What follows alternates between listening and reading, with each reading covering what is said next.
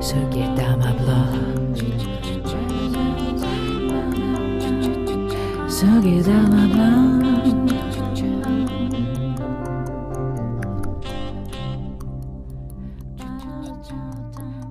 Hey everyone, welcome to the episode number 7 of Sugidama Podcast, the podcast about Japanese sake, the drink that brings together amazing people. And today, you guys are here for a treat. But before that, a quick word from our sponsor, London Sake, a very good online sake store, which is so relevant given the lockdown not only in the UK, but across the whole Europe. London Sake has one of the widest selections of premium and craft sake available online today. They deliver across the UK and Europe, and with over 100 sake from 25 breweries, there really is something for everyone. Using simple online tasting notes and sensible, affordable food pairings, they help you find the perfect sake without any of the fuss. Listeners of the podcast can get a 10% discount by using the code SUGIDAMA, all in caps, during checkout. London Sake, making sake simple. So while restaurants and bars are closed and your nearest physical sake shop is probably tens of miles, probably hundreds of miles away, London Sake is a great way to buy sake. Go to londonsake.com and find something nice to treat yourself during this lockdown. I'm recording this intro during the Guy Fawkes night, so there might be some banging, but don't worry, it's just fireworks outside. Again, I would like to ask you to take a few minutes, and if you use Apple device, please leave a review on Apple Podcasts. I promise to read it out next time. If you don't use Apple, then you can leave a review on Stitcher or in the comment section on my website, sugidama.co.uk, in the post with release notes for this episode or for any other previous episodes. Please share this podcast on social media, WhatsApp, Telegram, Line, WeChat, Snapchat, and any other chat. Tell your friends, relatives, co-workers about the podcast. Spread the word of sake everywhere. So now about this treat. Today we are going to take a break from me talking all the way and have the first episode of a series of interviews with amazing people from the world of sake. And my first guest, Satomi Dosseur, sake specialist and educator, founder of Genshu Limited, where I did my sake specialist course, Kikisake-shi, taught by her and Oliver, with whom I will talk in this series as well. When I asked Satomi how I should introduce her, she said, just mention how much I can talk about sake, and that I am good at making people drink sake. And it's true.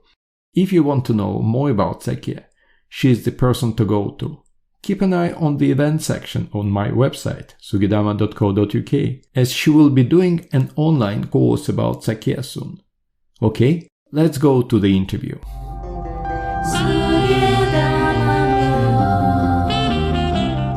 Hello Satomi, how are you? Hi, I'm good. How are you? Yeah, I'm all right. Yeah, it's very nice to see you. Thanks a lot for agreeing to do the interview. Oh, my pleasure. Thank you for having me. So Very excited. how was your life in general? Are you okay? Yes, I'm keeping safe, trying to keep busy. Yeah. Okay. So probably we'll move to the questions. In this episode, I just want to give people some kind of tips because let's say people come to the restaurant and Japanese restaurant in this case, because unfortunately sake is still more prevalent in Japanese restaurants. And the good thing about, these chain restaurants, I don't know, McDonald's and things like, the good thing is about them, why they were so popular, because people knew exactly what they get. While they coming to Japanese restaurant, they might be not sure about the food, and they look at the drink menu and see these strange sort of like names, and they say, okay, I'll have a beer. Instead of like having sake. So I was just want to talk about that. But before that, why sake? How did you get into sake? And what is your story? Well, it's going to be a long story. So basically, I got a job at the Japanese restaurant in a hotel called Park Hyatt Tokyo in Shinjuku. The hotel was the location for shooting of the Lost in Translation movie. Oh, really? So some people might know about that movie, and then they might click, that hotel. So basically, I got the job in there, and my department was the Japanese restaurant. So obviously, they're selling a lot of sake, and my supervisor told me, you have to understand and you have to be able to drink sake to be able to recommend to the guests. And I that time I could drink any kind of alcohol, but not sake. Oh, really? And I said, please, no, God, I cannot drink sake. And then she's waiting for me to have a taste. So I didn't have a choice not to drink it. I couldn't refuse it. So I had a sip. And then it was just completely different taste of sake that I have tasted before. So it was just literally spark on my head, and then, what is this? This is amazing. Yeah. And then she said, this is this kind of sake, and so on, so on. And I thought, that is crazy. What I've been drinking in the past, the taste richly like a pure alcohol, and I really, really didn't like anything about sake. But that moment I thought, I want to learn more and I want to taste more different things. And luckily the restaurant where I used to work in that hotel had a monthly sake menu. So every month we are changing the menu, but it's all selective, all quite difficult to get products. So I was really lucky to taste all those, very rare style of sake.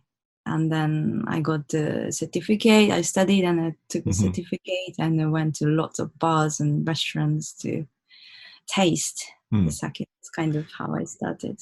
It's quite interesting because it's very similar to a lot of stories of people not from Japan who had a very bad experience with sake before, and they say, and I remember I was talking to a friend of mine, he's Canadian, and I say, I'm writing a blog about sake, and he said, sake, it's awful, I don't like sake, I tried it once in Canada and it was awful, and said, you should try the proper sake.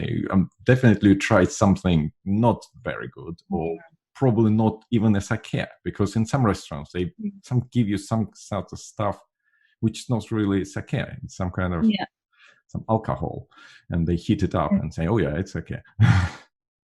Exactly. Okay, so so now you've got your education company. So you do like Kikisake-shi, which I did, which was very, very exciting. Really sort of enjoy the experience. And you also do a lot of stuff around sake as well. Yeah, so I do quite a few like events and organize sake for the corporate event as well, and some seminars, and a consultant for the restaurants, just for the sake sector, not all the other stuff. And then trainings and all that sort of, which I really enjoy it. So, yeah, it's good. But how things are at the moment? Because obviously at the moment it's completely different story. So do you still got some kind of events, or? Unfortunately, all the corporate events has been cancelled, or like the sake talk at the few galleries or museum that I was supposed to be doing, that's all cancelled as well. But there's the cooking school called the Sozai Cooking School. Oh, yeah, I know. It's doing quite a lot of online cooking lesson, and they invited me for doing some online sake lessons.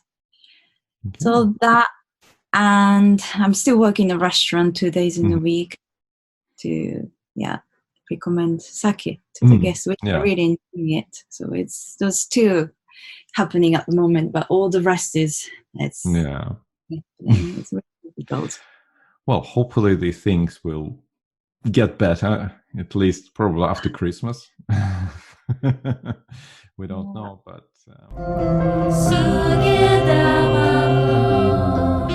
moving to the restaurant, and it's mostly the topic of this interview. So when people come to restaurant and they've never tried sake, and they look at the menu, so what is your sort of advice? What should they look at, and what should they sort of make a note of to make a choice? It's always a bit tricky, isn't it? There's so many words and terms that doesn't really make sense for the people who doesn't know anything about sake. And I would suggest if there is any sommeliers or the staff that knows about sake, they should ask, I want to try sake, and not too strong or cold or hot, whatever they feel a bit safe and comfortable to try. Otherwise, many people in the past said to me, the sake newbies, they should try Daiginjo style, which is the kind of the top grade, top classification of the sake, but they usually quite fruity, aromatic, I'm sure you know, but they're quite pricey. The people who's trying first time to go for that is, they might a little bit hesitate, and they feel like, I don't want to waste, and if I don't like it. So it's really difficult, but I would probably suggest something mid-range, mid-price. I know it's not always a price, but that could indicate for the trying first time. Do you have for example, if you're at a restaurant, like a sommelier, and people ask you some recommendations, do you ask them any questions about their other preferences, just trying to match the sake with what they like in other drinks? Absolutely. So I usually get the question like, what is Daiginjo, what is Junmai, Honjozo, which is a classification. It's not so many people confused with that is a region where that come from. But I just talk about that as a classification, and I'm not really talk so much about it usually. And most of the people wants to have a choice of like a temperature or the choice of the taste, some more savory or some more fruity, and then depends on what kind of food are they having with. And I kind of guide them and give a few options, like a different price range or different styles or things like that. And for example, in your opinion, what is the best questions they should ask a sommelier if they just want to get what they really like? Maybe they can mention about, I'm having this kind of food and I like to have a cold sake or either warm sake. To be able to give me some advice. That's, I think, the most simple question. And if that sommelier or staff knows about sake and the food, they can just guide through everything and recommend a few options. I see. Okay. Just to remind you guys, the Sugedama podcast, now sponsored by London Sake, an excellent online sake shop with a very good selection of over 100 sake from 25 breweries. They have excellent tasting notes and food pairing suggestions for each sake, which will help you to choose the perfect sake without any fuss. Listeners of the Sugedama podcast can get a 10% discount by using the code Sugedama, surprise, surprise, all in caps, during checkout. London Sake, making sake simple. So what is your general guide of food pairing with sake? Do you have like if you've got this kind of food, you should have this style of sake? Do you have this kind of recommendations or something that you usually tell your customers? Well, it's really difficult. Sometimes when you have a sake and then instantly I come up with some food, and it's a bit like a psychic. I don't know what is that. It's my thing, but it's not always works. And so I usually rather try when the restaurant is not opening time or at home, and try with this sake and with tempura, or this sake with some different flavors. But most of the time I would go for a savory style sake if the person who wants to have a sushi. That usually, not usually, but it's often quite works really, really well with the savoriness and combination of soy sauce and vinegared rice. And then something lighter, fresher sake, then I would go for, something light flavored dish. So it's usually quite balanced with a lighter sake with a lighter flavored dish, or richer savory sake with something more rich style food, like steaks, or yakitori with lots of quite sticky sweet soy sauce and things like that. Because I know that in the States, for example, sushi is very popular with nigori. They have sushi with nigori, and I think that's because people like this contrast of like a sweeter, because nigori is sweeter generally, and sushi is salty, and so it's quite a popular combination in sake bars. I'm not sure if it's true in London, because their kind of combinations are popular in London. I know that's what that's mean, but I don't think it's that popular compared to in the US. And nigori is still probably a bit more new thing for the people who never try sake. And but on the other hand, so many people who never try sake, or they don't like regular sake, and they tasted nigori and they go, "Oh my god, this is amazing!" So it absolutely, depends on the personal preference, but I don't think that it's there yet.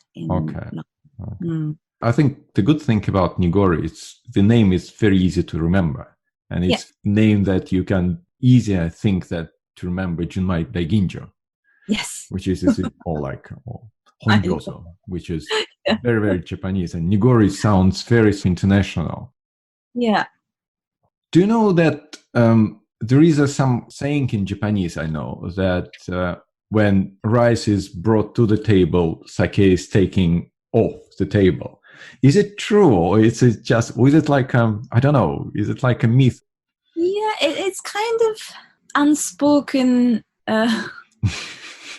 gesture that that night is over. I see. So any carbs, even the noodles or rice, not sushi, but all those rice or noodles, when we started to thinking of I'm getting full, but before we go, let's have a bowl of rice with something, or bowl of noodle, and that means it's it's getting to the end.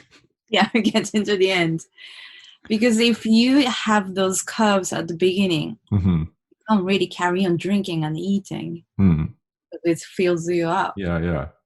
So I'm sure you know that small izakaya in Japan, and they give you small, like a tapas size of a little bit bigger, exactly. But those fried foods or small things, and that's how you carry on the long night drinking, eating. Yeah. So is it sake always drunk with food, or there are some kind of styles of sake you can drink on its own? I'm sure there's many people, drink on its own, something like especially fresh, light style. And then if something comes to the savory or rich, more flavorful, full body style, make you feel like you want to eat something. Like that's, I love Guinness beer. Yeah. When I drink IPA or other beer, that makes me feel like, oh, refreshed, nice. Yeah. And I can drink on its own, but when I have a Guinness, I feel like, oh, I need something. I need to eat something. That kind of feeling that I think sake has as well. So it can be, just small things like little seeds or nibbles. And I quite like to lick the salt while I'm drinking sake, which is a sign of old drinker, heavy drinker. Or, you can just, in Japan, it's much easier to get the freshly grated wasabi. Yeah. I really like having a little scoop of fresh wasabi and drinking sake. That is, it's really nice, but it's quite difficult in here. Oh, yeah. Unless if you buy fresh wasabi from a few companies around here. Yeah, there is a farm now. They Yes, grow wasabi. yes. I saw it. Somebody mentioned it.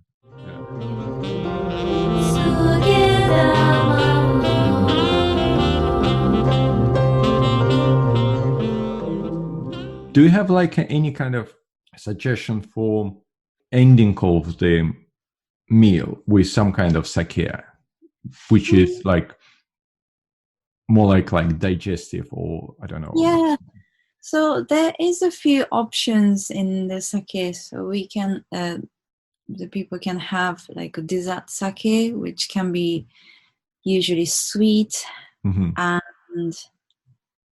the sort of fruit was steeped in the sake with the sugar. So it's, they can be plum sake, yuzu, citrus sake, a bit like a limoncello, but much lighter, less alcohol and less sugar. So it's nice and refreshing.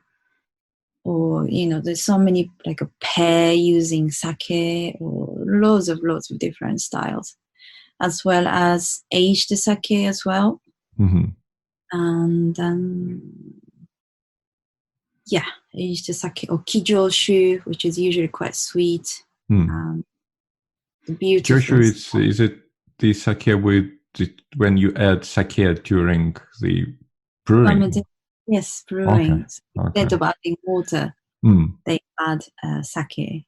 Okay. They're really beautiful and sweet. So if, feels like having something as a digestive, or like having with a dessert, or have with a cheese, those sakes, it's really, really nice to have with it. Okay. Yeah. Thanks a lot. Do you have any kind of tips for listeners about sake who probably either never tried sake or probably tried it a couple of times and want to explore it more? What is your tip for them? Well, I think that to start is to have sake, or, nowadays you can really go out and enjoy sake as much as it used to be. So there's quite a lot of platform, like you can learn online, you can order through online. There's so many companies that's online sake store, which is really, really good value, I think. And so if you have a bottle of sake organized, the meal doesn't matter, even the Indian or pasta or pizza, Japanese sushi, whatever, then have a little bit cold temperature, and then try to keep some of the sake, and then, just to warm up and then see the difference. Okay. Sometimes sake changes so much, I'm sure you know. Yeah. That would be quite interesting. So if people say this, how do you warm up? You can just burn marine in hot water. You don't need to cook them. You just boil water and then put the bottle or container with the sake into that hot water, just bathing them. and it's quite interesting things to start trying, because food pairings, you can do it, and so it's just a different temperature. It's kind of a little bit opens up different door. Yeah, it's amazing thing about sake that you can experiment with it with the temperature, which you can't do with other drinks. Well, a lot of other drinks, you just drink it at certain temperature and that's it. Yeah. Well, sake, you can go from, I don't know, very cold to, I don't remember, it was Philip Harper. He suggested his sake at 70 degrees. Yeah. Yeah, pretty hot. And it is hot. Yes. it's like tea. It is, yes. Yeah. But apparently it was very good. I tried his sake with like 65 degrees, and it was amazing. It was amazing. I tried like his Tokubetsu Junmai. Oh, yes, yes. Yeah, and it was very good. So it's amazing. Think about it. Do you have like any rules about what glasses to use to drink sake? There's not rules, but there's, on my course, I usually talk about those glasswares and how to identify glasses with depending on different style of sake. So it's a little bit like a wine if you started to trying to think more about it. But for like richer, savory style, full body style sake, these can be enjoyed in a quite chunky earthenware sort of sake cups, like a traditional sake cups you might have seen on the internet or movie or something. And if there's come to something light style, fresh, elegant style, or sometimes sparkling sake, these can be enjoyed in a champagne glass. And the other styles can be wine glass or small sake cups. So it's really interesting to try with the different glasswares. Then you might taste differently. Really?